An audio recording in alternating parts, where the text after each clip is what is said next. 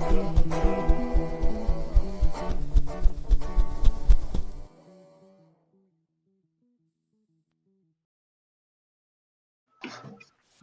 right, welcome back to another live show.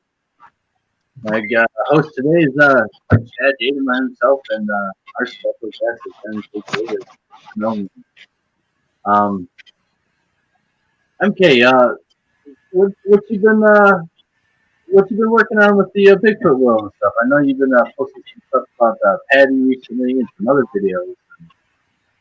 Yeah, well, earlier in the year, my wife's a nurse, and she did some travel nursing assignments, and I was able to go into some wilderness areas up in Idaho, particularly the Jarbidge Wilderness, which is has a history of Bigfoot / giant sightings, and probably one and the same giants that invaded the Paiutes there at Lovelock way back when. Yeah. And we found some interesting stuff, some tracks, and we're able to go hike back in there to a mountain they call the Matterhorn, and that area is probably the focus of our attention.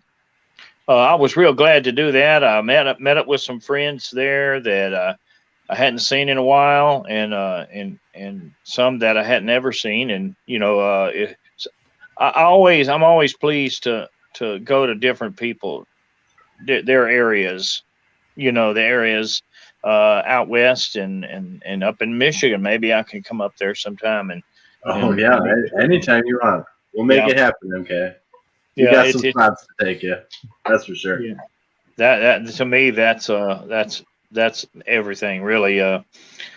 Now I've been, of course, my work on the Patterson film has been, an ongoing thing always, because I always look for new ways to view the film, and when something new comes out, in a way of technology or something, I'll go back and I'll redo the film again.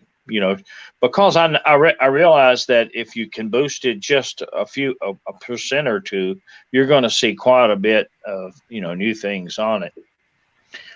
So during this downtime, toward the end of the year, I have been kind of revisiting the film to see what I could get out of it. And an old discovery that I made, and I call it old, but it's an older discovery. Is that it seems to have in some manner managed head hair. The head hair, when you get to the very best copies, you begin to see things in the hair that appear to be part of some kind of an arrangement. I wish that I could turn this thing to the computer. Let me see. I can't see what I'm looking at like this way. Can you flip this thing around? If you're on your phone, you might have the option to do that. You're talking about on the StreamYard. I see where it says cam. That's not it. Hold it. Oh. Might not be able to. But you're talking about the hair braid that she possibly has right here on the head. Right. That's what I was referring to. And I'm putting something together on it again, and I'm working on that part again. The reason why is because that it tells you a little something about the nature of the subject. Right, exactly. If it's able to manage its hair, that's probably not going to be an animal outright. It doesn't mean that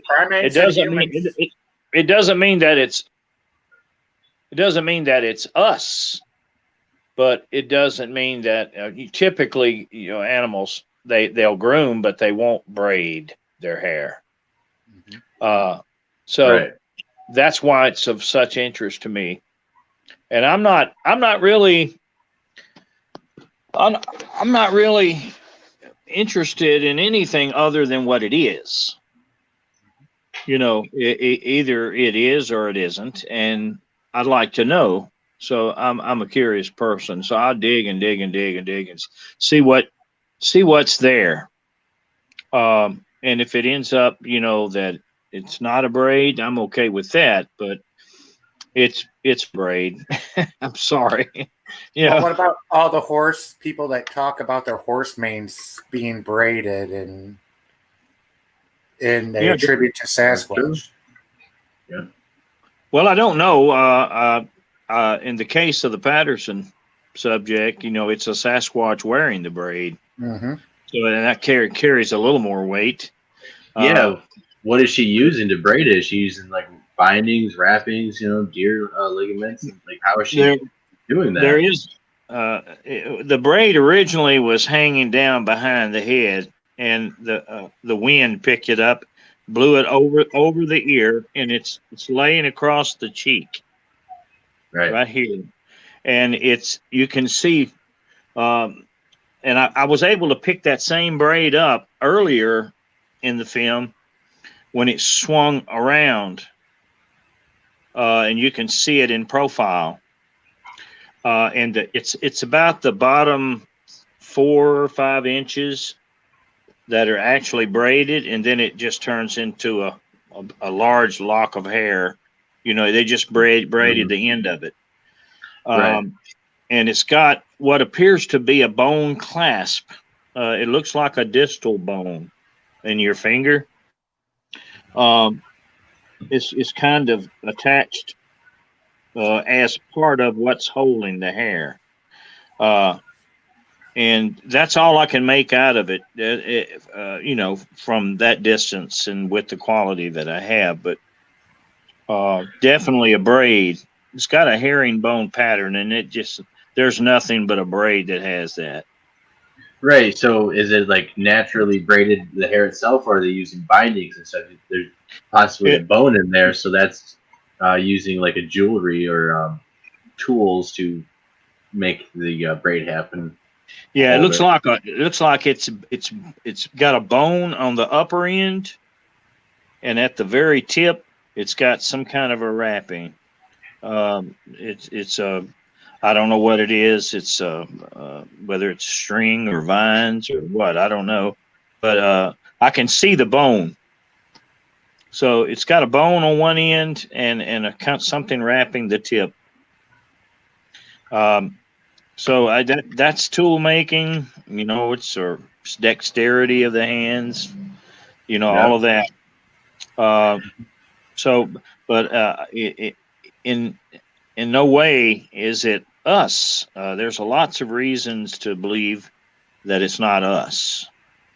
It's a human quality, human like, maybe even a primitive human, but certainly not a modern man. Yeah, exactly. It's maybe the start of it of becoming modern man, though. It could be. I'd like to see that explored, and it can't get explored unless people can get a determination on these important items.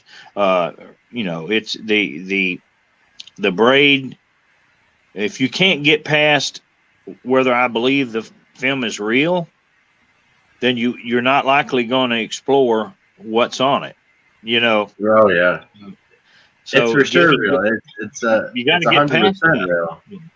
It's never been proven a hoax. I mean, it's stood the test of time, and I think that alone is the testament of it is real, because it would have been proven a hoax. There have been holes through it, and each and every year with added technology that comes out, you can look at it better and better, and it just keeps getting better and better. More things come out. It gets treated unfairly, really. The same level of proof is not asked of the skeptics as is asked of the people who believe it's real.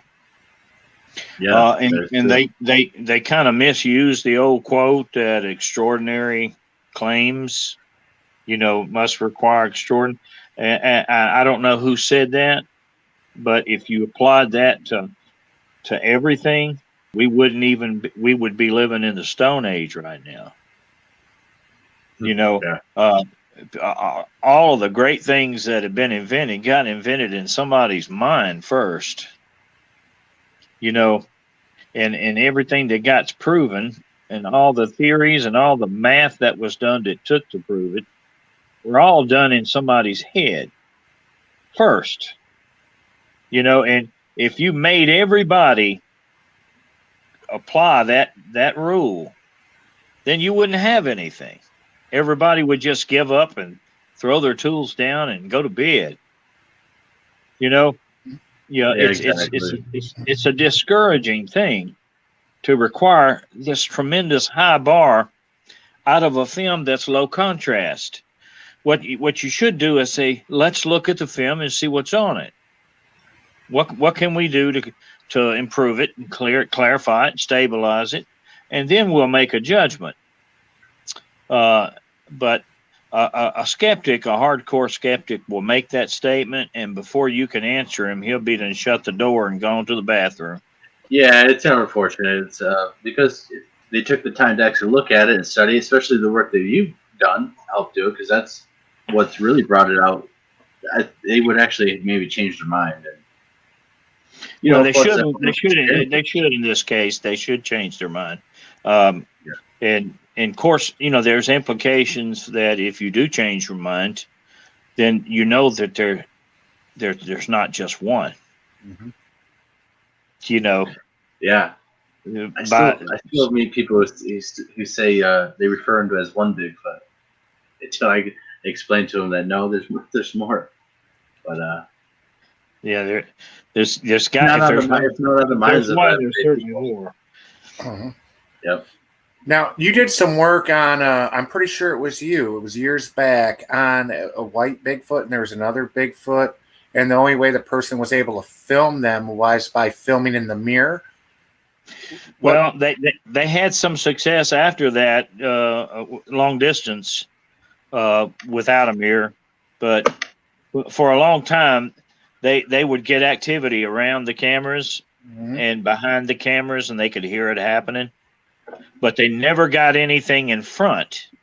They got a couple of things that occurred in front of the camera without the mirror. One was a dead chicken was held up in front of the camera. And then long distance wise, the Whitey's Run video, that was without a mirror. It was just far away, you know. But all the close in stuff that was near the farmhouse, all of that they could not get until they got a mirror, and the mirror made a big difference. Are they still having activity? Do you know? Yes, they were. When I went there, I saw a lot of fresh sign, but the lady got remarried. Her husband died, and her new husband did not want anyone to come do that kind of thing. So that was kind of the end of it. But the area around that place is still a hotbed. It's a good place to go, and there's some public land around it, so it's still a good place to go. Exactly. What state was that? I forget. This was years ago when you did that video breakdown. Yeah, this was in East Texas. Okay. I received those videos from a third party.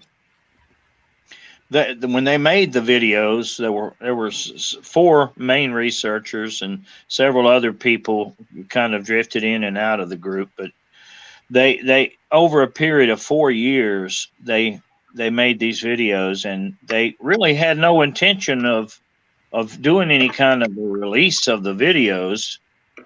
A friend of theirs had watched a few of them, and he was also a friend of mine. So he got with me on it and asked me if I would review them, if he could talk them out of them to let me look at them. And I told him I would. And so I was down with some back surgery, and I would sit there and watch the same scene for hours with no movement, no nothing. It's like watching a still photo. And then for 20 seconds, 30 seconds, stuff would happen. And you really did not know when it was going to do that. I just about burned my eyes out watching those videos to make sure I didn't miss anything, and so that's kind of how it was done. The tapes played constantly, and so when the motion sensing and all of that didn't seem to work, so they just let them run. So they got their success came with the constantly running cameras, and then with the application of the low-tech mirror. Mm-hmm. They got a few different footage. And, is it true that you still have a lot of that footage, unreleased footage, actually? I do. I have quite a bit of it. As a matter of fact, I need to go back and revisit it again. I've got a tub full of. I put them on DVDs. They came off VHS, though, right? You go back to VHS, right? They came off of VHS. Yeah, 6-hour long tapes. And you gotta keep in mind that these are not people that are well funded or anything like that. They're just average people trying to do something that's unusual, trying to solve a problem, and they kind of applied themselves to it, and they the tapes got expensive, and they got to where they would kind of dub over old tapes. Mm-hmm. And then sometimes you'd be watching a tape, but there'd be a TV commercial come on, and then it'd go away. They taped over something that they had in their house. They just didn't have any more tapes. So, all of that's on there. It's not done with National Geographic quality. So eventually I ended up meeting these people, and I become good friends with them, and well, at least one of them anyway. And it was the one that provided most of the equipment and stuff. I was good friends with, and I have every confidence, that they were on the up and up. Mm-hmm. So it's I consider it to be a landmark study, really. One of those rare places that have this stuff going on, and it's still going on as far as I know. When I went there, I saw fresh sign. The tree breaks, a footprint. I saw a footprint. The lady was afraid of them without her husband. When her husband was there, he did all the stuff, and she wasn't too afraid. But when he passed away, she became afraid, and I didn't want to spook her, so I didn't. I saw this track. I saw the top broke out of a tree, and I saw the track down below it, and I just kind of let my camera just kind of drop down on it without even looking over at it. And I filmed it, and I have that film of it, but I didn't want her to be alerted to the fact there was a fresh track there on her property. People get scared and afraid. Nobody wants that. I do. Oh, well, she didn't. Normal people don't want that. They get freaked out and scared. And I'm definitely not normal. Yeah, exactly. She had something that she set up a minute ago. Was wondering if MK was the one that you did a breakdown of something. Bigfoot's stealing from people's garden or something. She wondered if that was you that did that breakdown. It probably was, because a lot of the videos did involve a garden. They had a garden, and that garden was devoted to planting plants, corn and stuff for them to raid. They had gradually, the activity wasn't originally near the house. It was way off on the back of their place, and they gradually, those researchers gradually brought them over a little at a time, with enticements and stuff. And the Bigfoot gradually became bolder and bolder and bolder, until they were kind of swarming the place. There was one really, really tall one, and then there was a white one, and then there were several brown ones. I've got a real close facial, but it was in very low light, and its hairline was way up high on its head. Like the whole forehead was huge. And also there was a little small one that climbed a tree. And if you look at the logistics of a person that possibly hoaxing this kind of stuff, he would have to make a 12-foot, 14-foot tall suit. He would have to make a white suit. He would have to make several darker suits and several sizes. And plus he's going to have to go to his job every day. Then he's got to come home and run a subsistence farm. You see what I mean? It's too over the top. Right. It's easier to believe that they have Bigfoot on their property, especially with the repeated activity. It's not just once. It's been repeated. I've done the fence, the fence jumpers.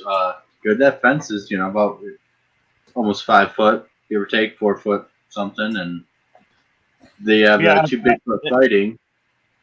Yeah, it's a 5-strand fence. And I got some still photos that they took that showed that fence a lot clearer. And that fence climber, when he goes down the fence and he's bent over, his back is even with that 5-foot strand at the top. So when he straightens up, he's going to be on up there. He's big.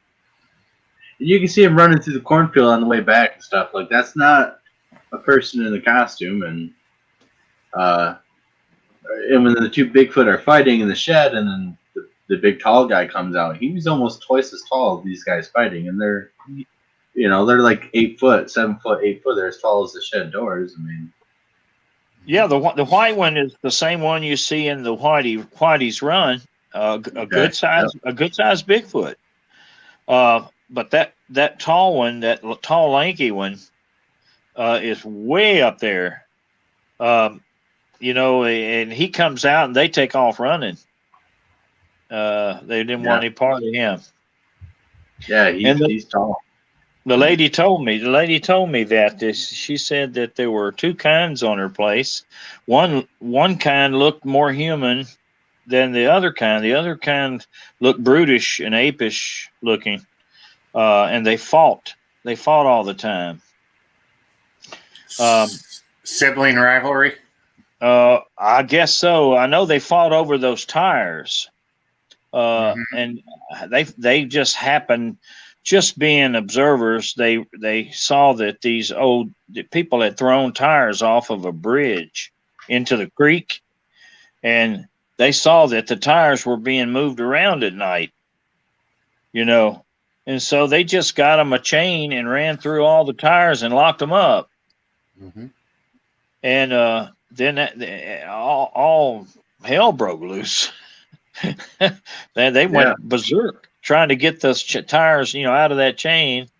And so they took advantage of it and started taking the tires, and they would take them and put them up in a tree. And the entire tree was torn down to get the tires out.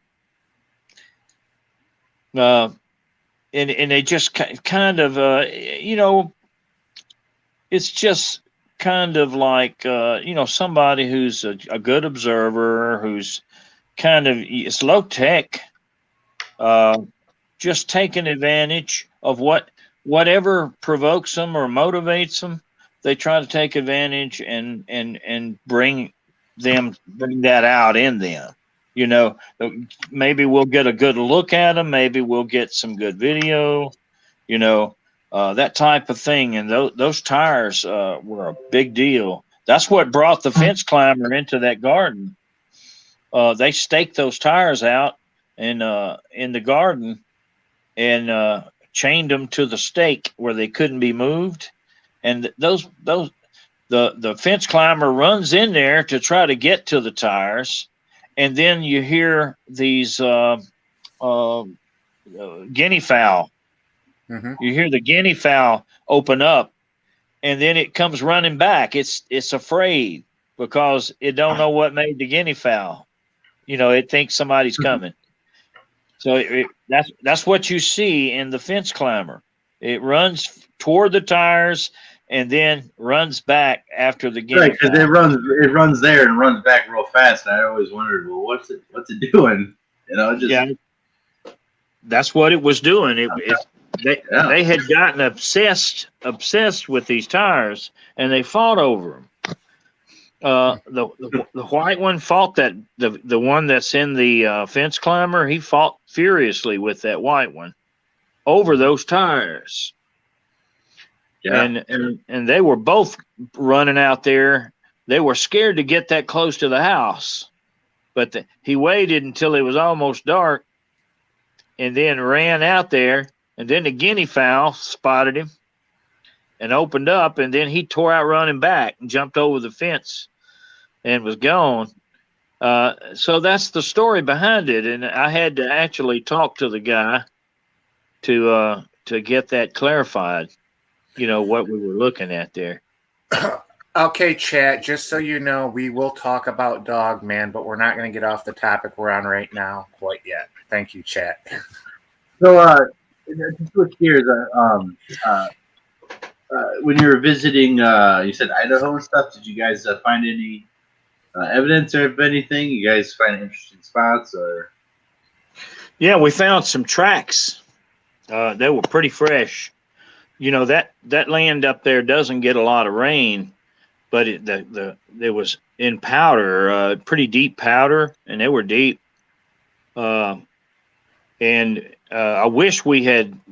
It probably would have taken a couple of days to get on up in there closer to the Matterhorn Mountain, but that's the area we were trying to penetrate in there too, because there were some elk hunters who had been surrounded by a very large Bigfoot all night long. Wow. And they were estimating them to be 10 foot plus, and if that same group of mountains, there's a river that comes out of those mountains called the Humboldt, and it ends up going by Lovelock Cave a little further south. And the Indians, the Paiutes, told me that that was the source of those giants. They came down the Humboldt River. So that was my motivation for wanting to go into the Jarbidge Wilderness area, because that was the source of the Humboldt. And we did find those tracks in there. So we feel like that there's still some of those Lovelock Cave style giants still in that area, and an area just south of there called Ruby Mountains. Okay. So I got a quick question for you though. Yeah. Those giants had like duck decoys and advanced technology not associated with Bigfoots. What's your opinion on that and Bigfoot. Are they? Is it civilization breakdown, or are they two different things? Are they? I'm not really sure. I'm not really sure who made the duck decoys because that cave had been occupied over a long period of time by different ones, different groups. The giants themselves. All it says is that they ran into the cave when they were being pursued. They were cannibalistic, and the Paiutes told me, and they made it very clear that they were red-haired, not red-headed. They everything on them was red, and they were cannibalistic, and they were smart enough that they would dig holes or pits in the trails and catch Paiutes. And it got to the point where it was just them or us. The Paiutes got together with some other tribes and they warred with them, and they reduced their numbers down to just a few, and they were all on board a reed raft, a reed platform. Yeah, they were living literally on the water. And the Paiutes, anytime they got close to shore, the Paiutes would shoot at them. And finally, they got desperate enough that they just decided to make a break for it, and they landed the reed raft and jumped and ran into Lovelock Cave. And from that point on, they burned them alive or burned them out. Okay, so the caves might not be associated. It might not have been their actual home. Because I know the duck decoys are super old from that cave, or in the lake, and the whole area is thousands of years old and has been. Right. The cave was used quite a bit, and there were long periods of no one using it. The story of the giants goes way back to when there was water in the lake. So of course the duck decoys also go back to that time. You know, they wouldn't make a duck decoy if there were no ducks. Yeah, exactly. You can still find duck bones and duck feathers in that cave just laying around. They're thousands of years old. Wow. So the raft was. Do you have any indication of a natural raft, or was it? Did they make it hastily, or were they floating on logs? Or no, it was reeds made of tule reed. Okay. It's about the same as you would find as people today in Lake Titicaca. They make the same type rafts, and they make boats and they make platforms, and they're very buoyant, and so you can get a lot of weight on them. That's a long time ago. There's also a lot of old tule reed in Lovelock Cave, just from leftover from the excavations that just scattered about. Tule reed is essentially just a cattail.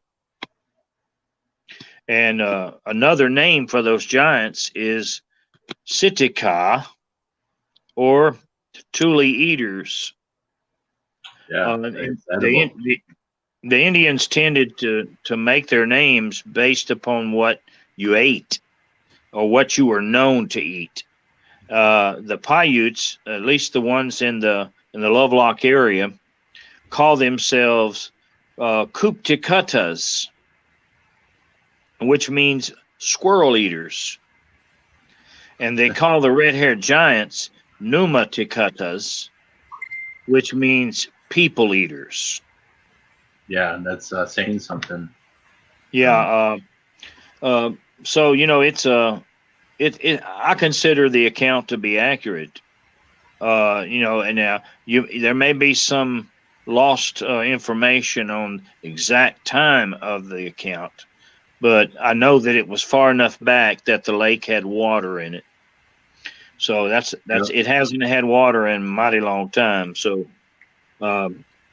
That's and also the style of rafts and stuff that they made indicated that they weren't from the area.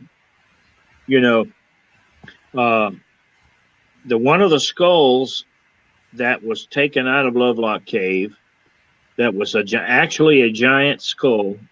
It was photographed 40 plus years ago by Don Monroe down in the basement of the Humboldt Museum. It has what they call a rocker jaw.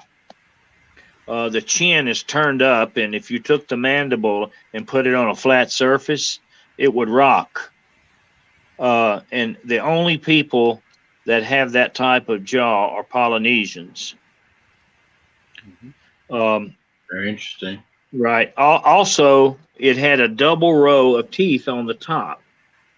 The bottom was single rowed, but they were overcrowded. You know, they had too many teeth for the bottom row, but not a double row. But the top was actually a double row. Another set had erupted down in front of the first set. And that's the kind of thing that they tend to want to hide from you these days. Don, this was a long time ago, and the lady that ran the museum was liked Don a lot, and she gave him some access to some of that down there. And she didn't know that he had a disposable camera in his pocket, and he carried one everywhere he went. And he took some very good photos of it. And, you know, it's beyond belief that they would deny it now with those pictures existing. Right. You know? Yeah, that's where the pictures come from. And the double row of the teeth, it adds very unique adaptation because you hear a lot of Indian tales of the double row teeth, cannibal giants, and the Nephilim is associated with double rows of teeth, 6 fingers. Some native tribes have tales about 6 fingers, and possibly how when you say how and you hold your hand up, is checking for the that 6th digit for possibly these races of giant or whatever was going on here in the North America continent. Because obviously it was a lot more than the history books say. And well, yeah, possibly so. That's where when you're digging for the facts, you know, they don't always come up in a comprehensive, coherent manner. They're disconnected, and you see this skull with this strange rocker jaw. If I didn't already know that Polynesians are the only ones with that, then that fact might escape, you know, detection. Mm-hmm. But I know that if that is a red-haired giant, I know that their heritage is the Pacific. So that you can fill in a few gaps there, you know.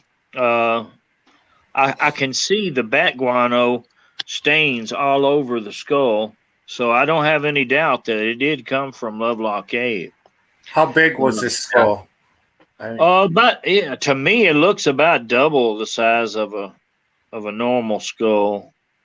You can almost wear it like a helmet. It was really large. So like the size of a motorcycle helmet, kind of, or yeah, maybe like that. And it had an elongated skull. The back of it was elongated. Mm-hmm. Yeah, that's another good adaptation. They're finding skulls like that in South America, but they don't look like that one from Lovelock. They look elongated, but not robust and giant. Well, I'm certain that this is the one. See, you run into problems. This skull was there. Okay, some people might have seen it besides Don, and then they leak out that the skull is there. Okay, well, by the time someone comes in there to look and see, the skull is gone and there's nothing but the Paiute skulls there. So they say, well, this skull is not really that large. And so it's a lot of confusion. This particular skull disappeared, as far as I can tell, somewhere in the mid-90s from the museum, that is. And then these other skulls were there. Well, I saw the Paiute skulls in 2005. Don took me down there and showed them to me. But the giant one was not there. So I look at the Ancient Aliens show, that comes on. It's real popular. And David Hatcher Childress goes down there and says, this is the giant skull. And he picks up one of those Paiute skulls. Right. No, well, it just creates he doesn't even know that there was one double that size there, so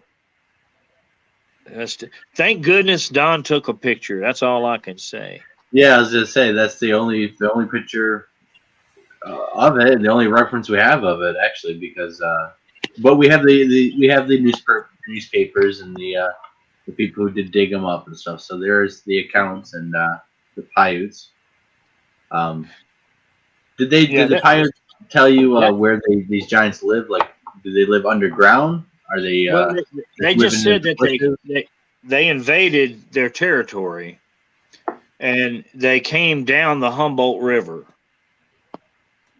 And you can trace the Humboldt River. It goes right up through Winnemucca, and it goes north. And the original feeder stream comes right out of the Jarbidge Mountains. Right. So it goes right there in front of the Ruby Mountains, and both of those mountain ranges have reports of giants or Bigfoot that are 10 foot or above in height. Yeah, big boys and really big ones. Cave systems and stuff. Full of it, absolutely full of caves. Karst systems, the river's coming right out of the mountain. There's cave systems there. Then there's the underground water passages. Underwater caves, probably you can get into and find out. That whole area is riddled with caves. Yeah. There's so many that you couldn't possibly in your lifetime, go into all of them. I think that's kind of a lot more. I think that's the normal than what people think. There's a lot more cave systems than we give credit to here in North America and around the world. Those mountains are some of them pretty tall. That Matterhorn mountain goes above 10,000 feet. And those are really, really large, tall mountains, and they feed that river. And these things, I don't know what motivated them to leave those caves and those cave systems and come down that river like that. It might have been famine. It could have been something like that. I don't know. That might be a good way to try to look for a time estimate, because you can look back at some of the geologists always are able to record when things were dry and when things were wet. And if you found that there was an extended period of drought or dryness, it might have been the motivating factor that caused them to leave and come down the Humboldt River looking to eat anything, including the people. Yeah, exactly. I mean, it's fascinating. It's very fascinating. So you've also been working on some other little videos about a wolf video, actually, and you want to take us somewhere that caught your eye and stuff, and we got a little clip to play here in a little bit. Yeah, somebody sent it to me. I get a lot of stuff sent to me, and people bring stuff to my attention, and I always appreciate that. And to me, that was a real interesting video. It's a little short duration.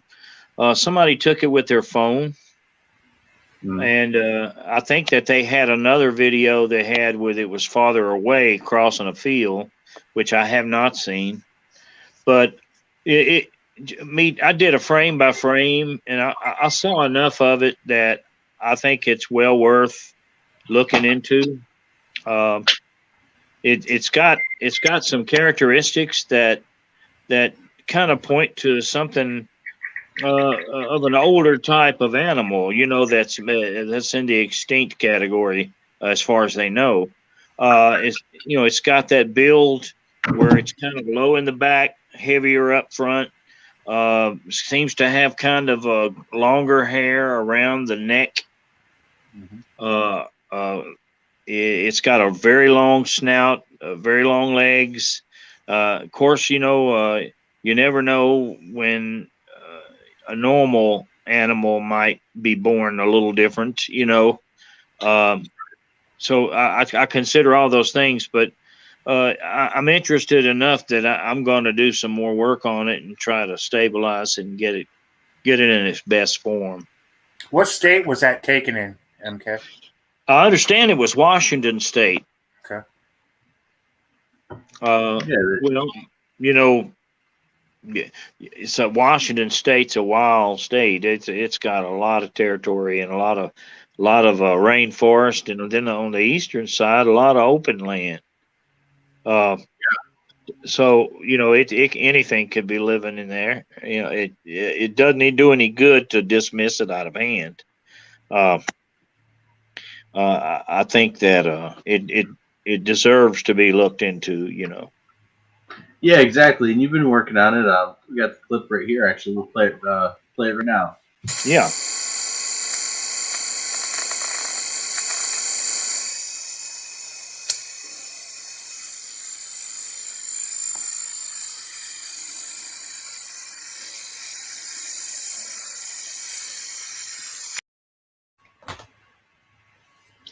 Well, I'm gonna tell you something. That's a pretty impressive video. It's big. I own Great Danes, so I'm telling you that is big. You wouldn't want him to grab you. Nope. You see the length of the snout, very, very long, and I got no doubt that it's a candid wolf. It's a wolf, but it's got some characteristics of the older style wolves that lived in the Ice Age. The short tail. The dire wolves. Yeah, the hump shoulders in the front, and then the kind of slope back down to the rear end. That's very dire wolf looking. So if it's not absolutely a hoax, some people somewhere should be getting excited about it. Yeah, we'll play it again. Sorry for the audio. If the audio is bad, we'll play that and then this other clip real fast. Okay.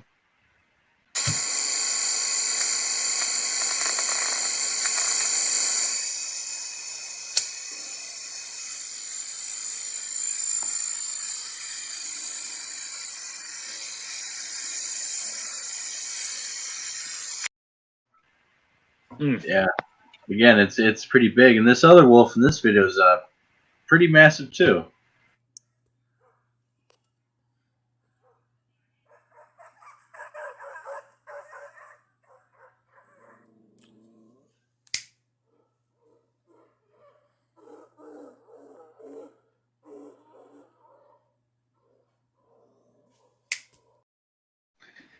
That's 160 to 180 pounds, I'm telling you.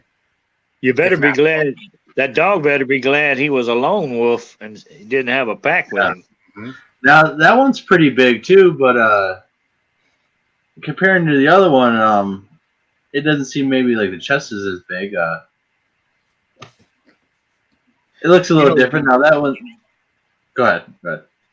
Black wolves are not that uncommon, or dark-colored wolves. Kind of look like a European wolf. The reason I say that is because they have extra long legs, Right. But who knows? Who knows? I don't know if you're familiar with what they call the shunkawara. It was a wolf-like animal that was killed back in the 1800s, I think in Idaho, and it's resurfaced recently.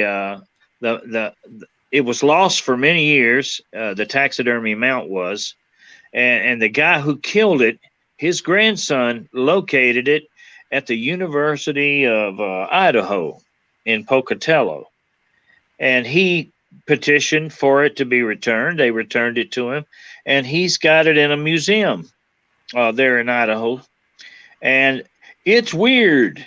And it was killing this man's cows and stuff, and the man finally shot it and killed it, and it looks Ice Age. You know, it was like Ice Age wolf. Yeah, it does. It really does. They call it a shunkawara.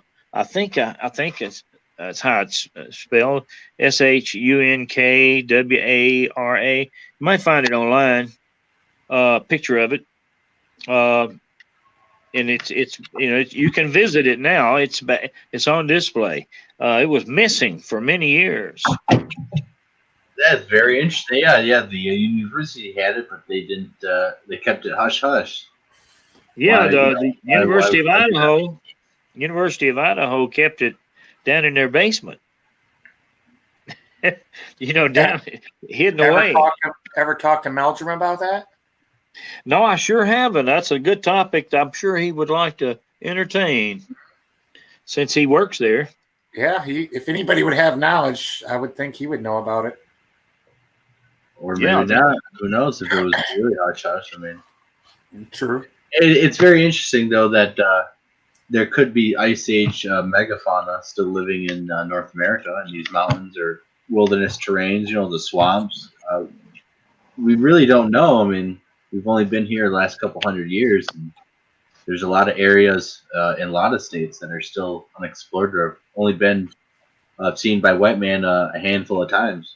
Didn't they just find something in South America they thought was extinct? I forget what they called it. It was like a gigantic rodent. I don't know. I haven't heard.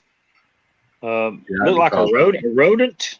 Yeah, it's a rodent type, but gigantic, like the size of a medium dog. Oh, wow. I'll see if I can find that, and I'll send it to you, MK. Yeah, okay. Appreciate it. Yeah, they come up with the unexpected every so often, where they just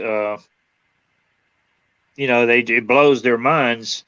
Some animal that they thought was long gone, and ends up being still with us.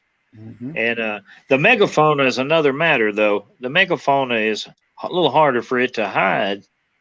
But there are places that you go into Alaska or northern Canada, and their territory, about 90% of it is unexplored.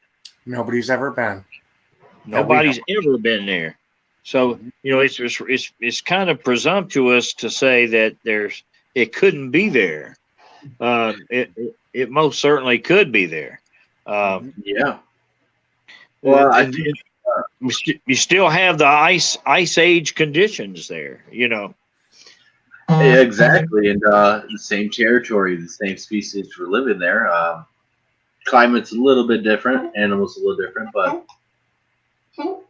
there's still reports of giant, like short-faced nose bears, possibly, or even bigger bears. Actually, the gigantic.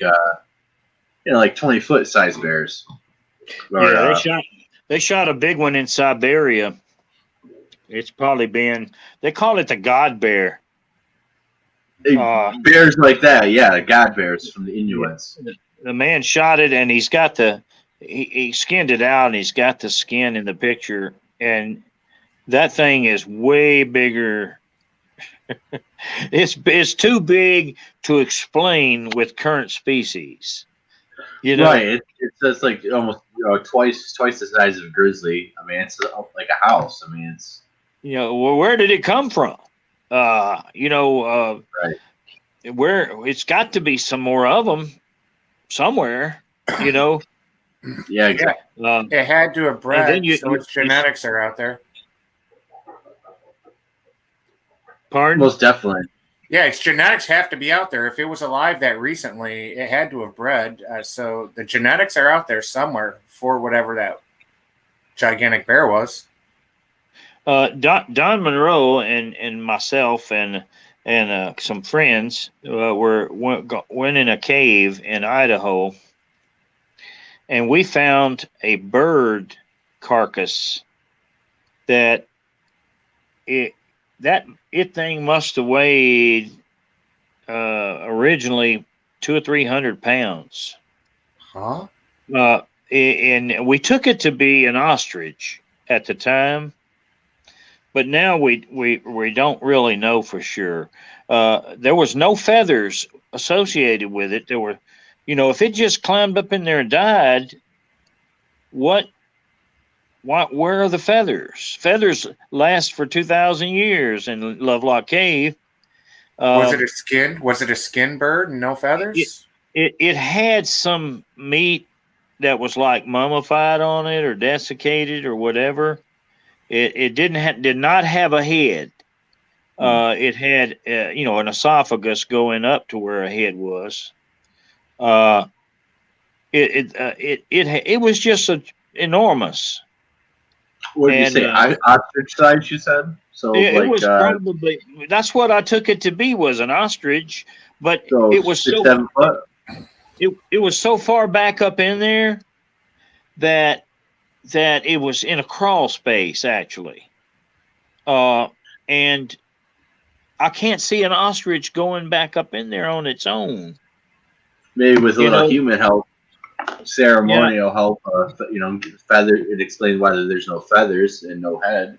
There's no feathers at all. And I've seen enough remains in caves that they can be 1,000 years old, or 2,000 years old. They get in there in that cool air, and they don't ever get down below a certain point and get like freeze dried. Yeah, it's the best conditions to be preserved or mummified in that. Yeah, so we started to bring it out, and we decided not to. We left it in there, took video and took some pictures and stuff. Awesome. And it may be an ostrich. I don't know. But I got to looking at some of the things that existed in the Ice Age in Idaho, and there are some birds that would fit that description. That are extinct now. Mm-hmm. So I put it like this, that I would like to go back in there and get it, bring it out, and get somebody to look at it, because there may be an opportunity there to discover something or learn something. That's the kind of thing that we don't really have enough of, is somebody that will go into those places and look around. Don Monroe he's 84 years old now. He can't do what he used to do, but his haunts and stuff are places like that cave. And that area we went into probably has 5,000 lava tubes. Oh, yeah. How's Don doing after his surgery? He's better. He's staying in a motel about a block away from his house. He wasn't able to pack firewood, and so he's staying in a motel until his leg can get a little better. Well, prayers for him. Yeah, thank you. I appreciate it. I'll tell him. He's his kind are getting to be rare birds indeed. Mm-hmm. Adventurous types. But you're poking your nose, and if nobody goes out and looks, there's nobody going to find anything. So it's it's the places like the Jarbidge Wilderness or any other the place where the 5,000 caves are. There's so many different areas. Each cave is different. We went into one cave and it was full of ice stalagmites, you know, ice formations, and bones from the ice age, animal bones laying all around there from the kills made way back 1,000 years ago. That's amazing. Yeah, it is. So those kinds of places are places for discovery.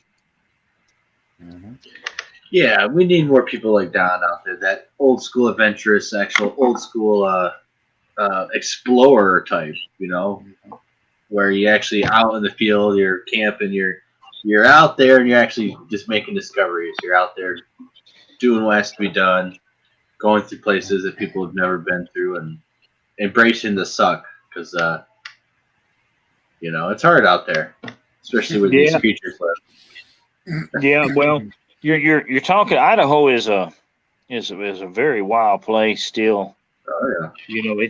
I went up into that Stanley Lake area. It's a little town there called Loman, and it's some hot springs there called Kirkham Hot Springs.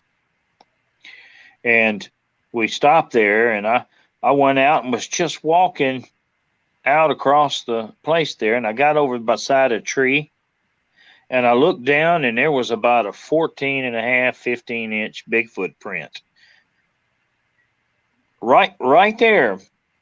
So I took pictures of it, and got to looking on the net, and lo and behold, there was a Bigfoot sighting there in Loman, right there on the Payette River.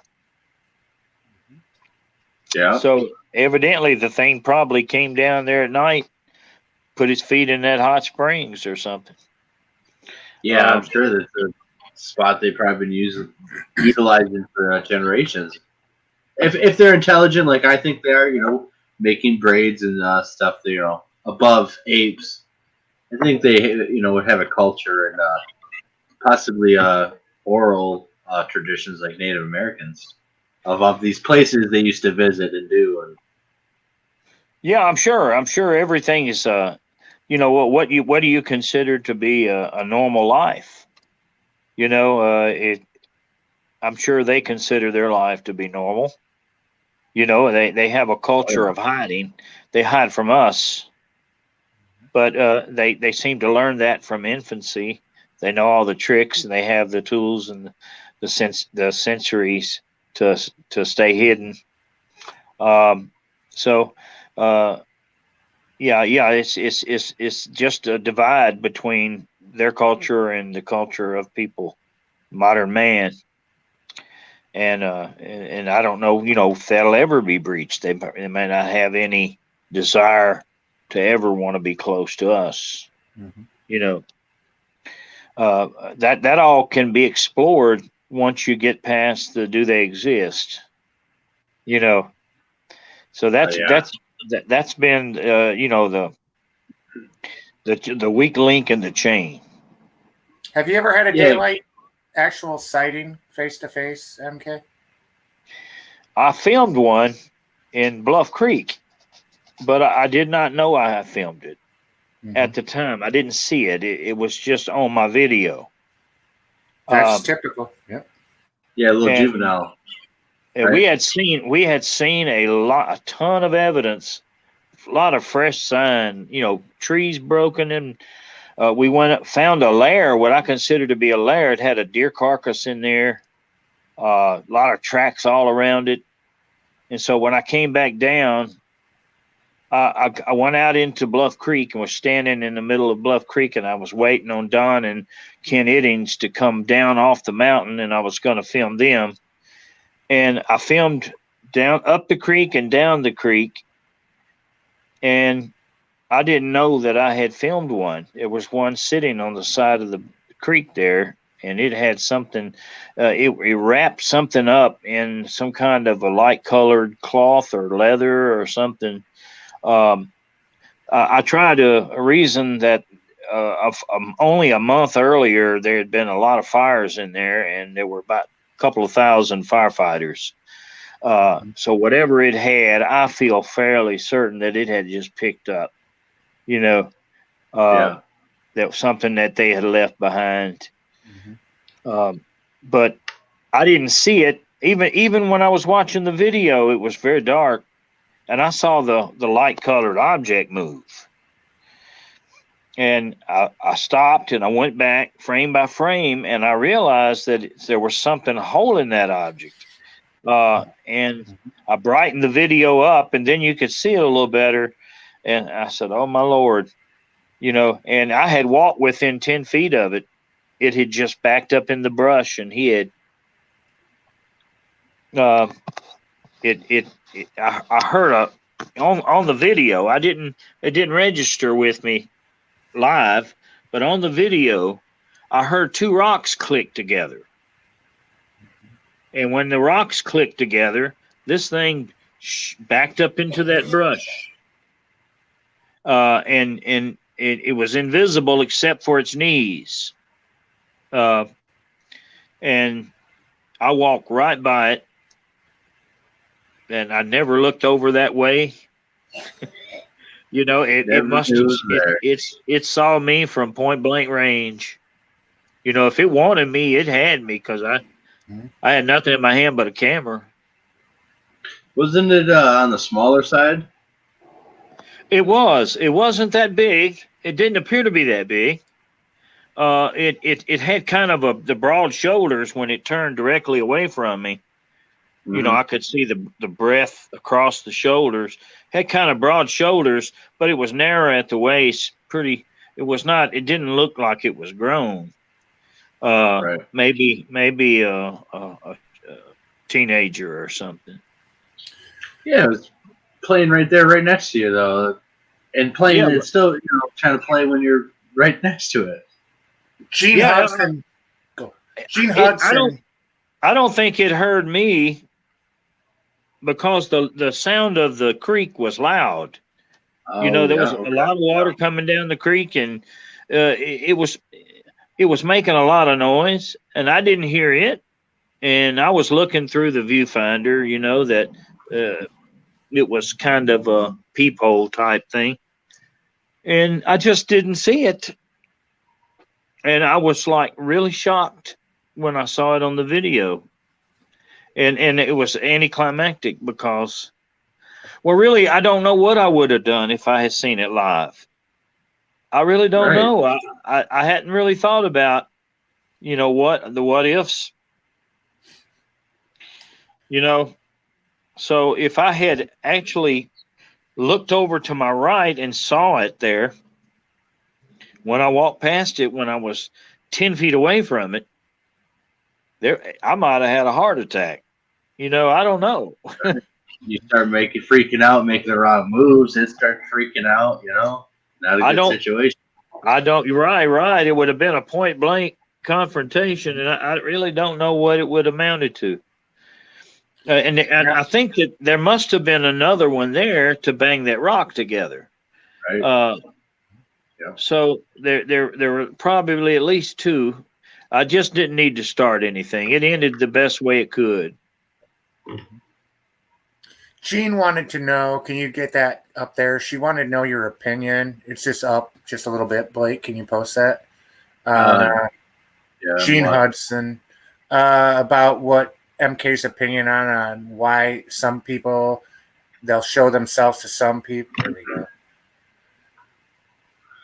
I would like to know if go ahead. Basically, if you have an opinion on why they show themselves to some people and not others, and why some most of the time see them more than once. The ones are people marked? You know, what's your opinion on this situation? Well, I've heard lots of things about that. I've heard the marking thing. I think that in the case of Bluff Creek, that Don and I had been there so many times that it's possible that they can actually get to know you, at least to some degree, that you haven't been a harmful person. So, if you came down there and shot the place up every time you came, it might be different. Right. If they're watching you, if they can see you, they can get to know you, or maybe even know your vehicle. Now I've heard that they can mark you, and that goes to the kind of a paranormal type thing, where they can see, and I was told this, and I have no way of verification, that they can see your light, and the light that they see tells them whether you're a good person or a bad person. And that would be something in the invisible realm that we can't see. So I've heard that used as a tag. They can put a tag on you that tells other Bigfoot, what you are, if you're a danger or not. But that's all speculative, and it is. I don't dismiss any of it, and the reason why I don't is because that in this field there is almost inevitably attached to the subject some high strangeness, the unexplainable, that we don't have the ingredients for an explanation. All we have is the effect. And so I don't dismiss it when people tell me things like that, because I don't know where they're getting their information or anything like that, and I don't hold people to that same standard that they must prove it. I just make notes of it. Yeah, I don't like to discredit anybody's experience. It was their experience, and who am I to say it didn't happen, right? That's the same way I feel. I'll ask them, what made you feel that way? How did you come to this conclusion? But I definitely, if you're an existentialist, you don't need to be in this field of study. I don't know if you're familiar with existentialism, but it's kind of a belief that I have to be involved in this before I'll believe it. It has to be personal to me. Right. That right. you can't listen to someone else's and benefit from it without you have to actually experience it yourself. And that if you're like that, then you're probably not going to get very far in anything you do. Because we all build upon each other's experiences and stuff. What did the guy say? I stand on the shoulders of giants.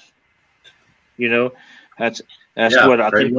Isaac Newton said that. They asked him how he came up with so many different things, and he said, it's because I've stood upon the shoulders of giants. I've learned from other people, and then I took it further. What if we had to go back to the beginning each time?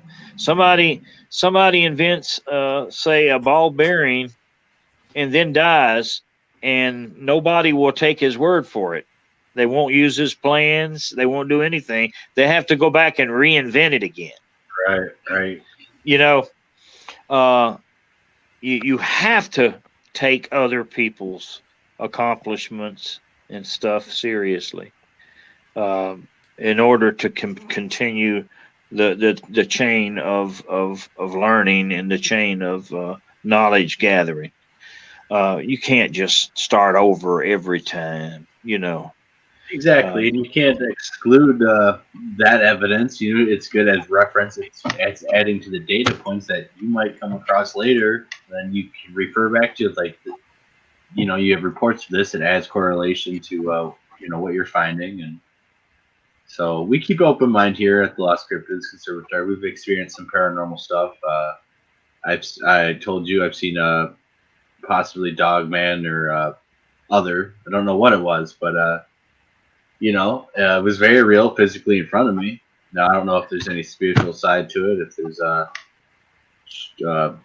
skinwalker or a shamanic Native American stuff going on. But it's physically in this realm. It's real. It's so. Well, I mean, the same eyes that you were driving the car with saw it. Yeah. So you believed that you drove the car properly, right? yeah, of course. Well, what else have you got to work with? Right. It's all you have. It's your cameras, and your interpreter powers, and so the same ones that told you were on the right side of the road and traveling the right speed. You saw that thing with the same tools. Yeah. There are people who have hallucinations, and so most of the time they are aware of it and they say, well, maybe that's just another one.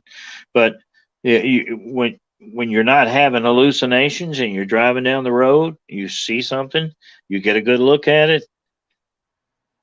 Well, yeah, that's what you're looking for. You become a witness. Yeah, I did.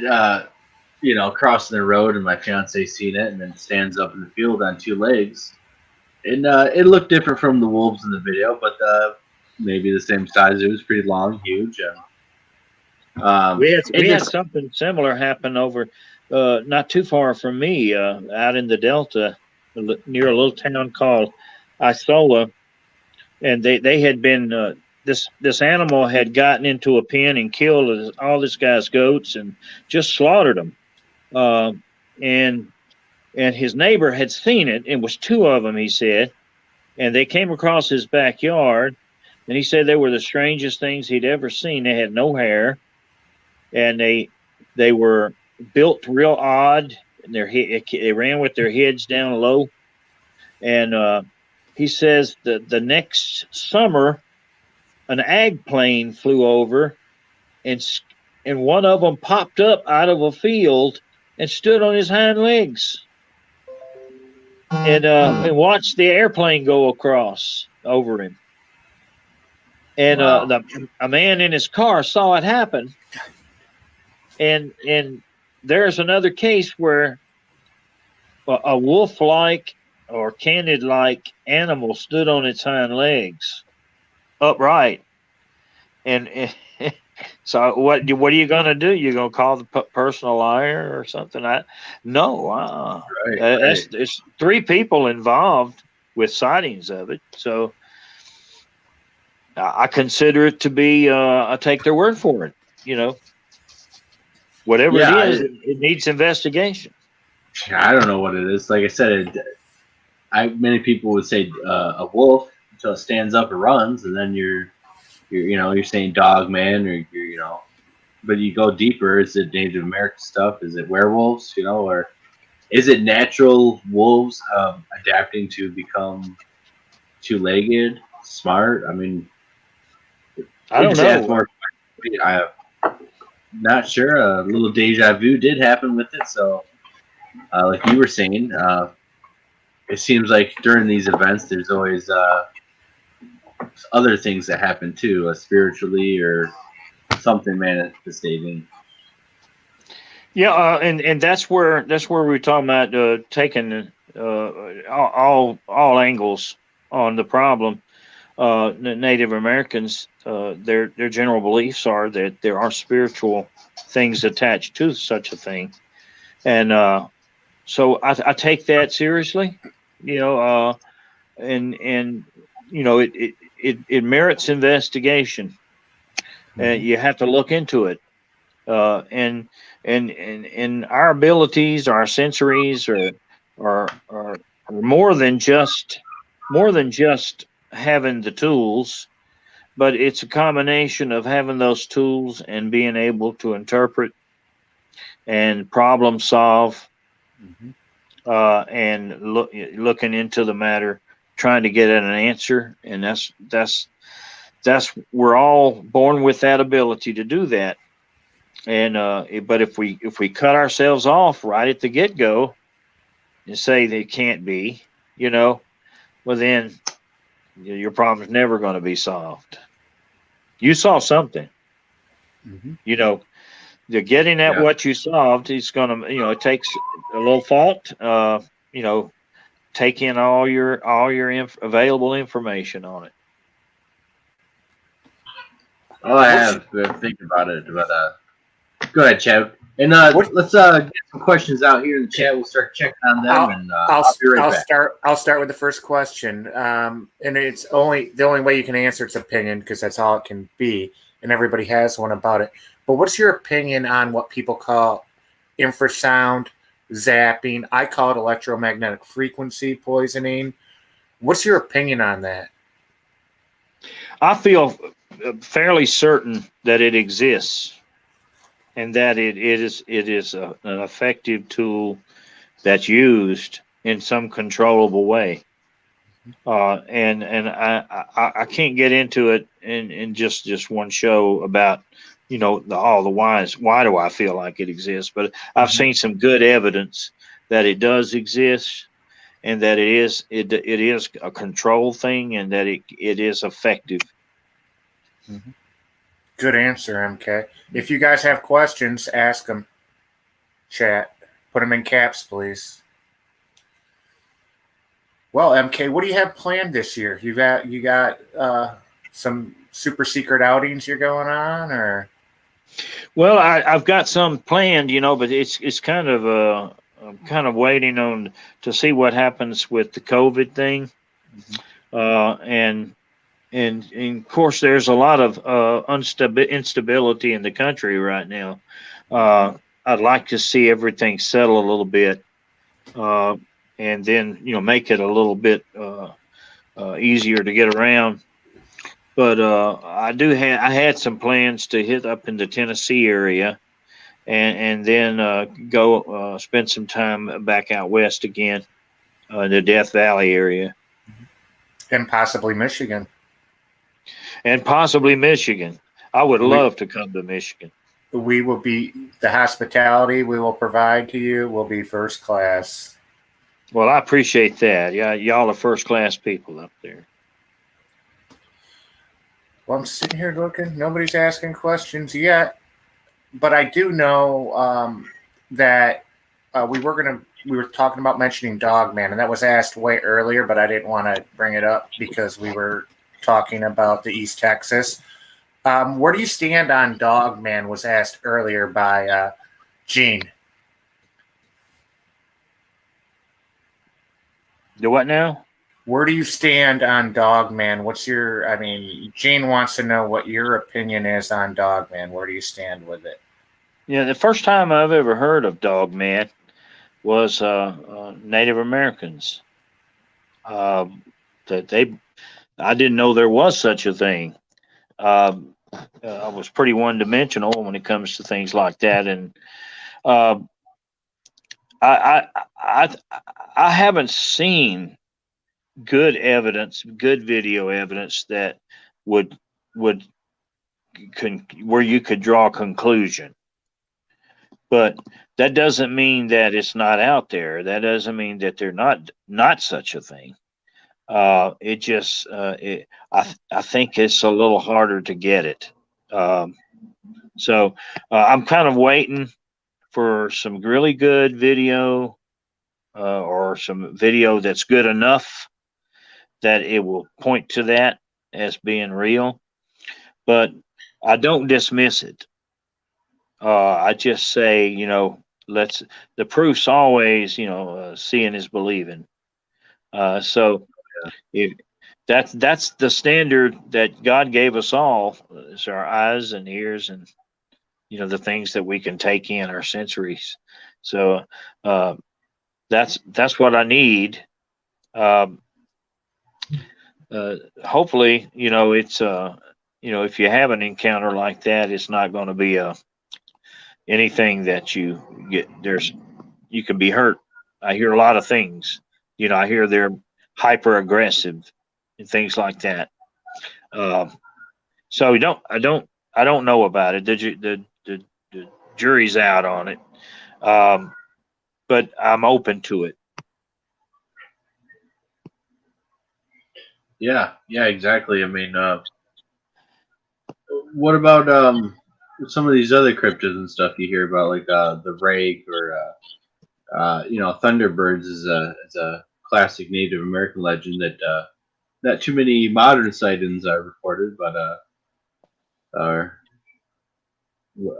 some of these swamp monsters or sea creatures that we have in the rivers and lakes throughout North America. I mean, there's a variety of things that the Native Americans knew that the white people just dismissed totally.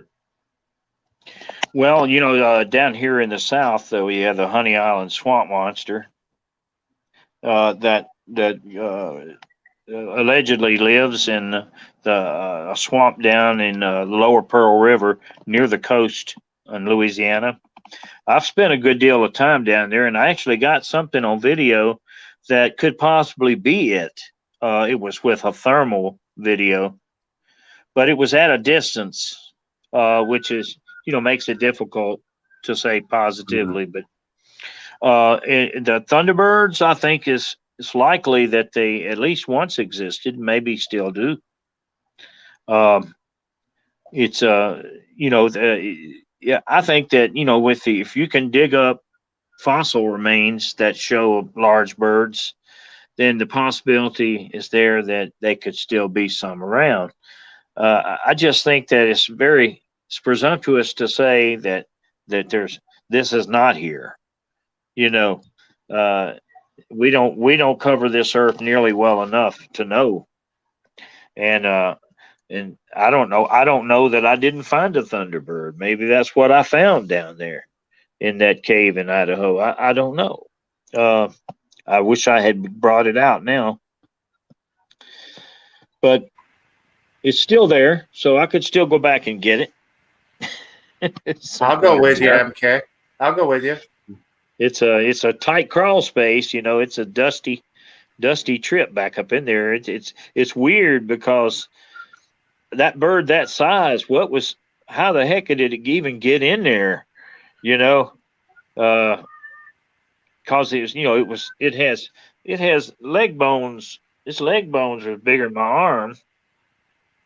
Bigger round or longer? Longer or bigger round? No, it's bigger round. Wow, that's not an ostrich. It's huge. They could be like you said, Ice Age birds and stuff, and Phil C wants MK's opinion. If you want to put that up there. I've had some people look into the Ice Age stuff, and they say that there were some large birds that were, the ostrich size, maybe larger, during the Ice Age in that area in Idaho. The last time that the volcano erupted was about 15,000 years ago. So I don't know. I don't know how I keep looking for ways to date those. That's not that far geologically in fossil records and stuff. That's very small time period. The ice ages are, or when you say Ice Age, there's a bunch of different ice ages, right, all the way up to about 10,000 years ago. And then there was some kind of geomagnetic catastrophe about 12,000 years ago.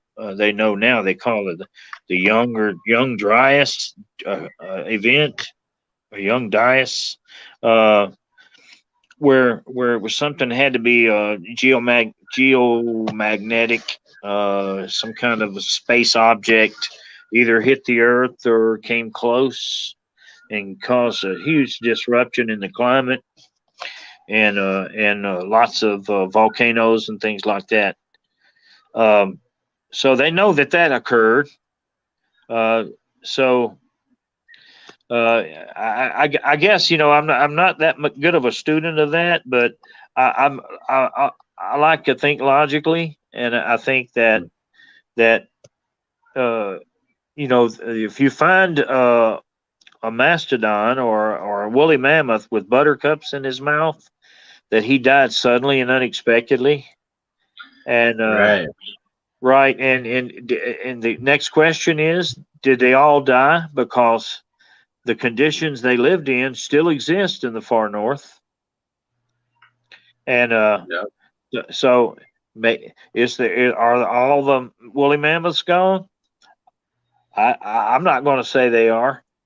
I actually have some woolly mammoth hair, sample of it. I bought from a guy who got it from the Taimyr Peninsula in Russia, Wow.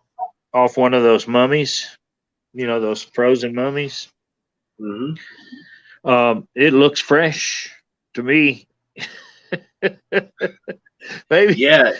Over there somewhere, there may be. And so, Siberia is a mystical, wild place too, and the whole north. A lot of people or cultures say that the north, you just keeps extending and extending, or it goes into the earth. You have the hollow earth theory, where there's reports of more tropical, not tropical, but their snow ends and it comes green, and there's reports of woolly mammoths. Admiral Byrd. What do we know? What we really don't know for sure. We don't. So I'll say this, that it's the world we live in is not. We tend to live a scripted life, but we live in a world that's very unscripted, and lots of surprises. So yeah, and we only know the daylight part of it. The nighttime we hardly know anything about. Mm-hmm. Yeah, exactly. That's a whole nother level on the earth too. And I saw this show one time, and they were in Australia, and they were setting out camera traps. And this is in the early days of camera traps, when they first came out with motion detection. And they put this thing out, and they captured a bird that they thought had been extinct for 100 years, and it had reverted to living at coming out only at night. And when they developed that camera, they got to where they took a picture every night of the different birds. Mm-hmm. The birds had just changed the way they lived because of pressure. And so everybody thought they were gone for 100 years, and they were living at night right there or all around them. So we don't know what we don't know. Exactly. So MK, Phil C, you, I know you don't know the answer, but your opinion. Why do you think those East Texas Bigfoot were so obsessed with the tire? Yes. We're so obsessed with what? The tires. I don't know. I don't know. The story that I got from them was, what I told you there, that they noticed the tires being moved around at night. And once they chained them up, that's when they became obsessed, where they would fight. I mean, I've got audio recordings where they were just picking those tires up and chunking the whole bunch of them all at once, trying to bust them out and get them out of them chains. And I have no idea what was on the minds of the Bigfoot, except that it became an obsession.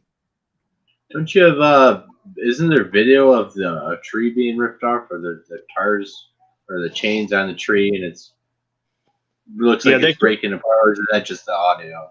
Yeah, they took that with a mirror. Okay, there's mirror. And they took it at night, and they had a lantern that they put in a chair, and it actually kind of hurt them a little bit because the lantern caused the iris to close on the camera. But I was able to brighten the video up enough to see the Bigfoot's arm come across that tree and break that tree down. It broke the tree, and I got pictures of it the next day. And they took the tires and chain and all off the tree and the broken tree, and the tires disappeared for a couple of weeks and then reappeared. So whichever Bigfoot toted them off, brought them back after a couple of weeks. Yeah, that's amazing. I personally think maybe they probably liked them because the tires are probably durable. They can flex on them, smash on them, and throw them, and it doesn't just break apart like a lot of things. So yeah, they hoisted them to the top of a tree, and I got pictures of them up in that tree. And they tore the entire tree down to get them out of there. And when I went there myself personally, the remains of that tree were still there. The researcher there showed them to me.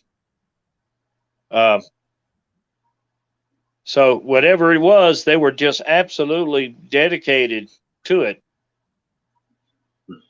I don't know what the line of thought was. Do you have any plans with MBest this year? With who? MBest. MBest? Yeah. I talked to Doug Randall not too long ago. He doesn't live too far from me, and we had missed we were planning on going to Honey Island in November, and so we weren't able to go for COVID reasons and stuff, and so we were talking about getting together before it got warm and going down there, before it got snaky, and right. And spending some time down there with the infrared,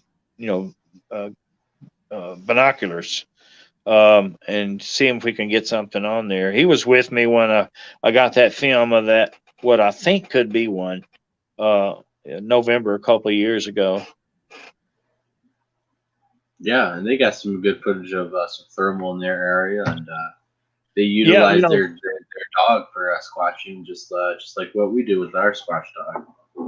Yeah, but that little dog is he's the reason that I pulled out my binoculars in the first place. He kept on raising Cain and pointing, and so I got him out, and when I looked out across there, I could see it. It was on all fours. We couldn't get it to move. I even hollered and threw things out there and stuff to try to get it to move, and it just sat there. And that's what leads me to believe that it was one, because it didn't behave normally as an animal normally would. You could scare off almost anything you're hollering at it. It was confident that we couldn't see it. I'll have to do another short revisit of that. Yeah, but you can see all these videos we've been talking about throughout the show on MK's YouTube, and probably on your Facebook too. I know you do a lot of videos on your Facebook also. Yeah, I've got a lot of stuff that I could put up. I'd really need to start populating, my Facebook page again with some of that. And I feel uneasy with it on just a hard drive, because hard drives can fail, and a lot of that would be gone. That's hard to come by stuff. Yeah. It's just like everything else that, you guys work pretty hard for what you get, and you're dedicated to an electronic drive, and then you wonder and worry about the failure of that thing. Yeah, I know what you mean. There's a few pieces of evidence that it's like, oof, that went away. That's the only copy, other than on YouTube, but there's some stuff that's not on YouTube. Yeah, you got the cloud now and stuff like that, but Yeah, clouds but still, yeah, it's all the stuff you've been putting out. It's amazing, and without your dedication to that Patterson film, it would not be what it is today. And the Bigfoot subject probably. That was my goal when I set out to work on the Patterson footage, was that I get it in its best, the best version, the best copies, and get it in its best form for viewing. Stabilized and all the so that a person could make up their own mind, without looking at those low quality versions. Anybody can say anything about the low quality versions because it's so dark and it's a silhouette, but when you look at some of the good stuff, it's harder and harder to dispute that it's authentic. Yeah, I mean, in my mind, you can't anymore. Just this test of time, all the technology and stuff that's been thrown at it, see if it's been real. The biomechanics of the individual, the breasts, the stuff that you can't fake with a suit, possible braids, even the butt crack and stuff. There's just so much detail. All of that is, I don't know. I don't know what else a person would require. I really don't. I get kind of, miffed sometimes by some of these hardcore skeptics who the only requirement they have as far as a level of proof is just to say no. They can be on a show and you can show them all of that good stuff, and then all they have to do is say, and they get equal time. Right. Well, science hasn't proved and authenticated themselves, right? So it's not real. But well, they're like a bobblehead doll that only works one way. Yeah. Yeah. It's just to the point of ridiculousness. It is. Yeah. What about some newer videos? I know that one new video from Russia was pretty good. With the teenagers in the car screaming and the big bodied small head. It's probably a big head, but that was an interesting video. Any other videos that caught your attention? Yeah, well, that one did, and there's been several from Russia. They had the one running across during the heavy snow. Yeah, I'm not sure what they call that video. I stabilized it. Whatever it was, it ran across with a great amount of dexterity through knee-deep snow. It didn't even slow up. So that was from Siberia. And then, of course, there was one where the school children, a while back, the one ran away from the school children. And then there was another one even further back I call the Leaping Yeti video. Oh, yeah. So there's a host of videos and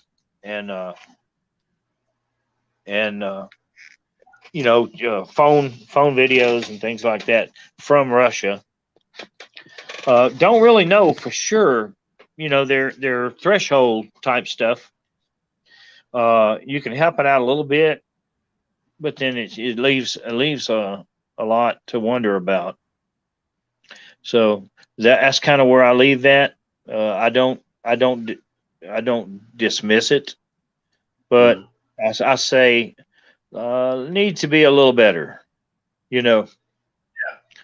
I don't want to put impossible constraints upon anybody, but it just needs to be a little bit better. Well, it's been done before with Patterson, so it should be able to be done again. It's only been 50+ years, though. 50 years. There's reasons for that. That was a very unusual situation. Yep. The Patterson footage is not normal. It's not normal Bigfoot behavior to do that. So I just leave it at that. It was just an extraordinary event. What's your opinion on the Freeman footage? I mean, that's probably the next closest thing as far as footage goes. Well, there's a couple more actually. The Freeman footage, I believe that's probably real. I've seen enough. I've stabilized it, and I believe it to be real. There's another one taken down here in Mississippi a couple of years ago, 3 years ago, maybe. They call it the Mississippi Skunk Ape video. And it's pretty good. Is that where it's ripping the bark off the cypress tree? Right. Yeah. I've got a lot of experience with those cypress and like that, and let me tell you what, it takes a lot of strength to pull them planks off like that. So I believe it's probably real too as well. I don't think that it's a permanent resident of that area. It was taken 9 miles west of Tunica, Mississippi, which I was in that neighborhood this week. I stopped briefly in Tunica, but I've been out into the woods in that area and looked around. And from what it's inside the levee of the Mississippi River. In other words, there's a thin strip of woods between the levee and the river for miles. It's a ribbon of woods. And I think it was just a traveler, walking the river. And it probably ended up, left that area and went somewhere else. I don't think it sits still. I think he just happened to cross it. It was one of those chance things. Yeah, I think that's what a lot of it is chance, luck, and if the individual wants to make things happen, I think that's a big thing too. Whether they know what a camera is or not, the situation is dictated by what they want to happen. Yeah, well, he was. It was kind of fixated upon whatever it was after in that cypress tree. So he got the footage, and then a car came, and the thing stood up because he heard the car coming. And when it stood up, he said he couldn't help himself, and he ran. And he had a gun in his hand, but it didn't dawn on him to shoot it. So I've heard a lot of people say that very same thing, that they had a gun, but it never occurred to use it. I ran out of the woods, MK, with a 12-gauge shotgun with slugs and buckshot on it. I didn't see what it was, but my very first, what I call an encounter, didn't see it. I ran out of the woods, and I'm armed. Yeah, well, I came upon a bear one time, and we were face to face. And I was walking looking down at my feet. It was a bad habit to do. And the bear was doing the same thing, oddly enough. He was walking, looking down at his feet, and we were about to bear hug each other. And I heard him breathing. That's how close I was. And I looked up, and I said, "Bear." And the bear looks up, and we locked eyes. And for a split second there, I could read that bear. I could tell that what his intentions were. And he took a leap off to the side and went down the hill. But I had a camera around my neck, and I never even put my hand on it or even tried to use it. Yeah.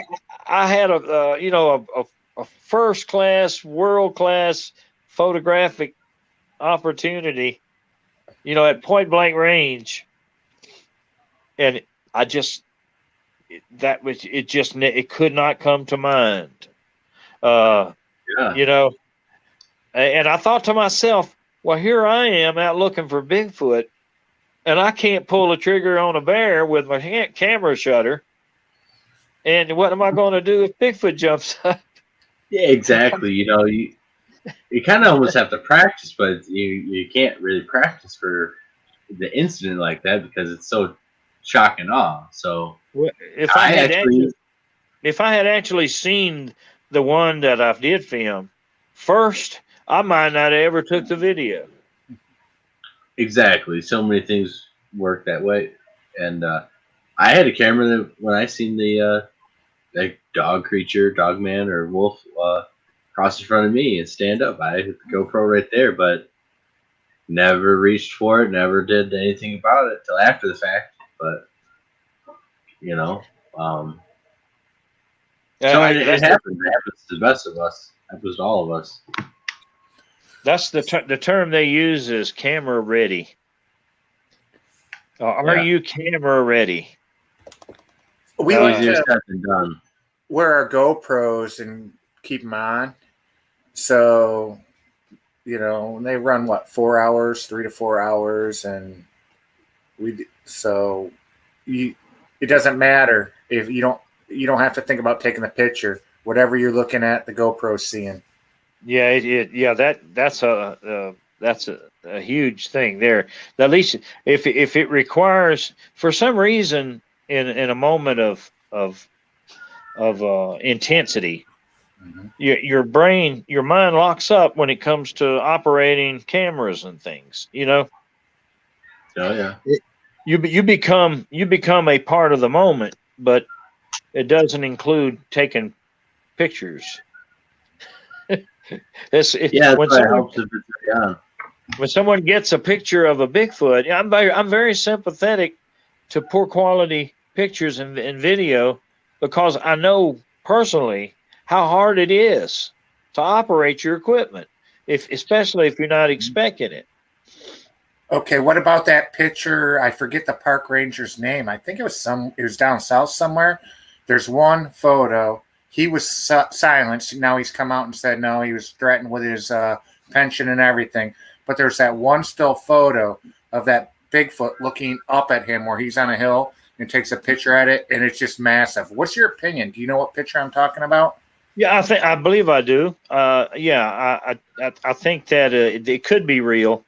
The problem with a picture is that it's so static that it's real easy to use manipulation, and that's what people don't trust. Even the very best images that are just one still image, it's going to always be questioned.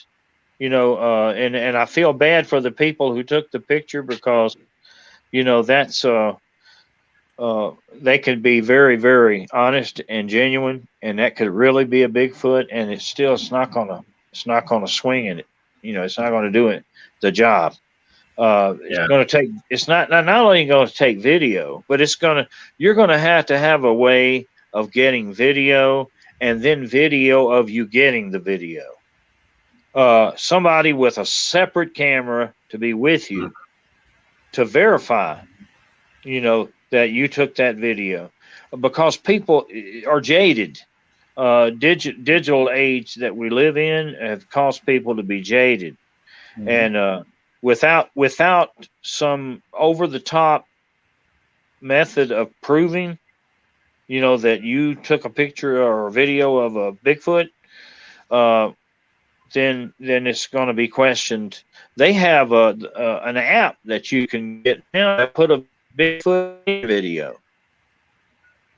You can just take a video of the woods and it'll put a Bigfoot in out there digging for grubs or something.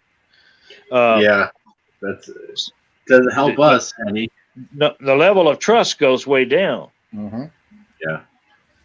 Yeah, exactly, and it just it makes it harder to prove stuff, and it doesn't help with people actually hoaxing. There are people that actually hoax, and I've come across a few people. I shake my head at them because of how ridiculous it is, but I've seen people take videos of they claim a Bigfoot is coming down the road chasing them, and they're rolling out of the way or whatever, and they get it on video and they start putting eyes on it, and people are saying, "Oh yeah, I see the eyes, see the face and stuff," and did a little breakdown of it, and this guy's blue sweater. He literally goes like this. He's holding the camera and he goes like this with his blue sweater, draws eyeballs on it, and says Bigfoot's charging him and stuff like. And people fall for it. People like a good story. People, I don't think gullible, but they really want to believe. Nobody wants to be snookered, Nobody does. And so that you got a little bit of that skepticism kind of built into you. But I've learned over the years that I'd rather had been snookered than to have let some really good stuff go by me and dismiss it. Yeah. So I'm willing to take that gamble. What about evidence, MK? Have you found hair? I have found hair, and I have found hair that other people have found. I've looked at it, and I think that the hair is probably very distinctive and a key element in their ability to remain hidden. Achromatic. Yeah, it refracts and reflects, much like and I can see it in the Patterson film too. Much like a fiber optic, almost. Yep. Yeah. And what about how it absorbs colors? Like even their skin. In some photos you see, it's like that's not a Bigfoot. It's green. Yeah, but it's there around the green, and it's absorbing the colors right off its skin too. Well, if they turn a little bit left or right, they may change colors or brightness or. It's just according to how the sun angle is. All of those effects disappear 30 minutes before dark or 30 minutes after daylight. It has to have the sun shining for that to work. Your best chance of seeing a Bigfoot is early in the morning, late in the day, or on a very cloudy, overcast day. You can walk right by them with, in the sunshine on them. You did. You were 10 foot away from one. Yeah, I know it. Mark Zasky walks by them all the time. It's down in Florida. I mean, he gets them. They're 20 feet away from him. He doesn't see them when he's walking by, but the camera picks them up. Well, you're able to go run that camera back by you again and again, And you're right. The camera does see things a little differently than your eye. That's true. I'm very well aware of that. So your best chance of actually seeing the body of a Bigfoot is when it's in lower light conditions, when you don't have that reflection going on. Then you might. You can see the outline or the body of it, much better. And I believe that to be true. Yeah, I have to agree with you there.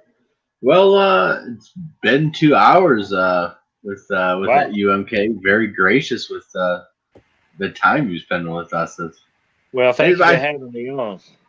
Oh no, thank you for coming on. And absolutely, thank you, MK. Thank you all the people in the live chat. I see you guys were talking away about some interesting stuff in there. And next week we got a few people hopefully lined up. I know I got one, Dale, ex-forester, over in Vancouver, talking about a lot of activity there, and I think it will surprise a lot of people. His encounters basically all his life, and in the forestry service. So stay tuned for that. And what about Duke? We got him coming on anytime soon. Come on, Duke. Yeah. Speaking of that, I emailed you stuff. I don't know if you got him, but got a few spots open anytime you want. And, well, keep me a spot by your campfire warmed up. Absolutely, MK. Absolutely. Yeah, anytime you want to come out, we'll make it happen for you. All right. We have spots for you, and yeah, it'd be an awesome time. So thank you, everyone, and I can't wait for another live show and stuff. So without further ado, we're going to take you out with the outro, the new one and stuff, made by our own very awesome Gabe. He did a very great job. So here's this one. See you next time, guys. Good night.